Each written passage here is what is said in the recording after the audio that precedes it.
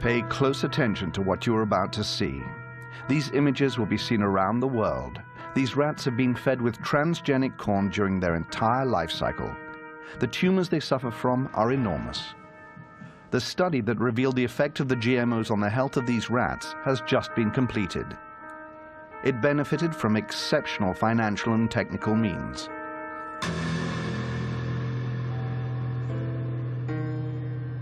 We were able to witness the study in its entirety. It lasted for 2 years. Following years of doubt and controversies, will we finally know the truth about GMOs? Would we then be faced with a health crisis of global proportions?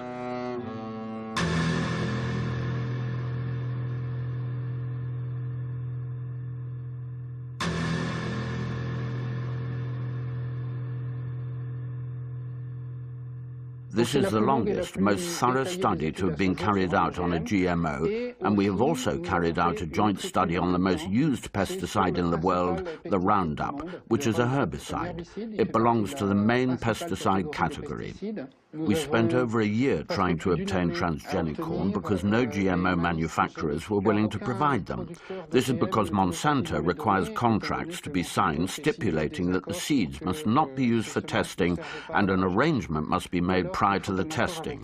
We wanted our study to be independent. This is the first time that a 2-year study has been conducted on GMOs. And there lies the big difference. Furthermore, we tried to evaluate a maximum of biochemical and biological parameters with repeated blood tests, weighing of the specimens, and urine tests. We studied the hepatic and urinary parameters, as well as the blood parameters, all the parameters that can be studied. We also studied the hormonal parameters, which has never been done in previous studies. This experiment is a world premiere.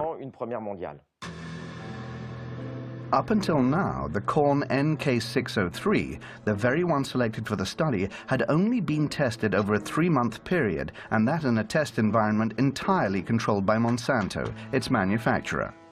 Furthermore, concerning the Roundup, also manufactured by Monsanto and which is used for growing corn, only its active agent, glyphosate, had been assessed. But one needs to understand that the manufacturers, in order to enable the active agent to penetrate the plant cell successfully, use additives that are sometimes more harmful than the actual glyphosate. We had 2 clear objectives. Firstly, to conduct the studies exactly according to international requirements, but making sure to be very thorough when it comes to analyzing the results. Secondly, we want to determine if there are secondary effects. The only way to do this is to carry out tests on animals and then to examine all the blood parameters whilst paying close attention to their organs. At this stage, it might prove useful to know exactly what GMOs are used for. It is a plant that has been developed either to produce its own insecticide or to be tolerant to a herbicide, thus enabling it to be exposed to massive doses of it without dying. One can understand how GMOs could be useful to farmers. For example, they would be able to spray their entire field with Roundup, killing all the weeds in the process and never harming the genetically modified plant. On the other hand, it is hard to see the benefits for the consumer, who will effectively be ingesting substances coming from a plant that has absorbed pesticides. That is why it is crucial to test not only the GMO, but also the GMO with its residue and the pesticide on its own. This type of testing had never been done before because the corporations doing the tests would do them on GMOs with the Roundup, which meant that we had no idea what between the GMO and the Roundup caused the pathologies, or they did them on GMOs without specifying that this was the case. So what we decided to do was to address the question, are we dealing with the effects of the GMO or the pesticide? During the last 10 years of testing, the National Commission did not envisage a pesticide effect. Therefore, Europe does not even demand that chronic toxicity tests be systematically carried out on animals, and when they are required, it is the manufacturers who decide the protocol to be used. For example, the Amflora potato was only tested on a group of 30 rats, 10 of which were being fed the GMO. The Monsanto corn was tested on 400 rats. 80 of them were fed the transgenic plant, but only 40 of them were then subjected to blood tests. Either way, none of these studies lasted longer than 90 days. What is represented by this figure is that certain groups of rats, male and female, have ingested GMO corn. GMO corn with Roundup residue and Roundup on its own. Every time we go up a level, a rat dies. The limit is 10 due to the number of rats that constitute a group. The dotted line represents the females of the group who die but have a completely normal diet. Only 2 animals die spontaneously after 550 days. On the other hand, every female that has been fed on the GMO with Roundup or Roundup diet has died more frequently than the other rats. Some will challenge the relevance of such results, but what is undeniable is that in the group that has been exposed to the GMOs, there is a 600% increase or 6 times more deaths compared to the control group. As far as medicine or biology is concerned, there is no need for further testing. An important fact is that all the studies carried out on the rats are done over a 3-month period. It so happens that none of the effects are visible until the 4th month. This is fundamental in understanding that studies conducted over a 3-month period are useless. This conclusion is easily understandable. It could be said that their only use is to soothe the consciences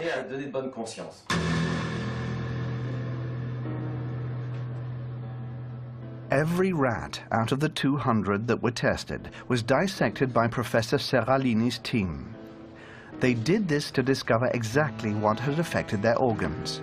The purpose behind this was to identify the way each diet, GMO and Roundup on its own, had acted on the metabolism of each animal, focusing on the development rate of the tumors that, and this comes as no surprise, only start to manifest themselves after the initial 3-month period. This figure represents the number of palpable tumors contracted by the animal during the experiment. Here, we can see the rats subjected to GMOs compared to those with a regular diet. As you can see, very few males have contracted tumors. This is due to them being more resistant to the testing process. What these figures show are the large tumors. Each step up represents a large tumor, which can measure 17 millimeters by 17 millimeters. For a rat, these measurements are colossal. It would equate to a tumor of this size if seen on a human being. It is enormous.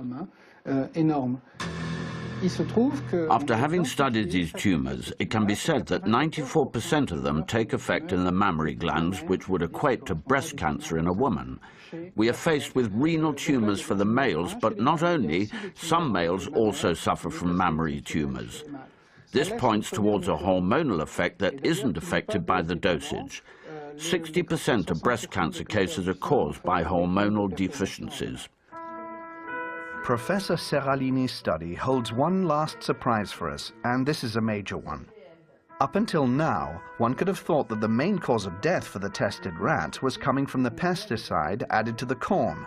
But what the study highlighted, and this for the first time ever, is the fact that the transgenesis itself could have killed the rats. What this means is that just by interfering with the genome of the plant in order to modify it, we are faced with repercussions that no one could have anticipated. This is enough to make us reconsider all the scientific precepts that led to the creation of GMOs. Roundup had never been tested separately. Whilst conducting cellular studies, we saw that the cells of the liver, embryos, kidneys, placenta and the umbilical cord died much faster, and so we could deduce that there was a toxic effect on the organism.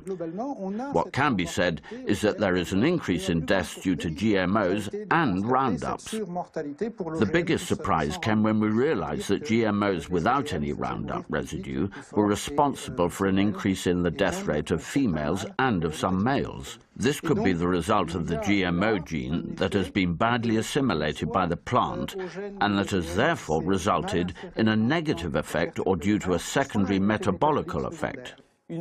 What that means is that we are dealing with a GMO in particular.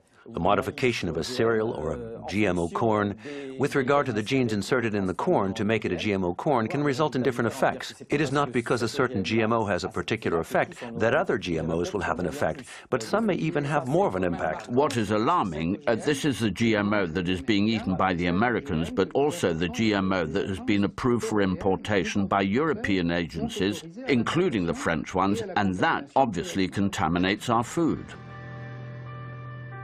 Nowadays, only 2 types of GMOs are being produced in a few European countries. One is corn and the other potato. But what about the 27 million tons of transgenic soya that are unloaded each year in European ports? This soya is used to feed our cattle, but it also makes its way into a number of foodstuffs.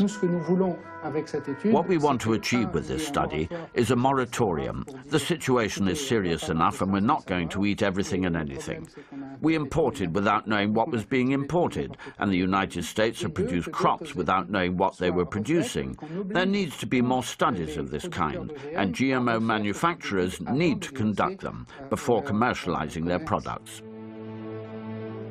A moratorium on growing GMOs has been approved by most European countries. Now that we know the results of the study conducted by Professor Serralini, could it be time to extend this moratorium to all the GMO used in many of our foods?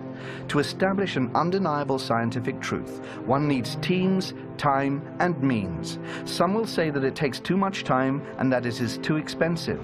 But had we taken this precaution, could we not have avoided recent sanitary scandals? Will GMOs be responsible yet again for a calamitous scenario? And while we are waiting for scientific certainties, evidently, this is a risk we cannot afford to take.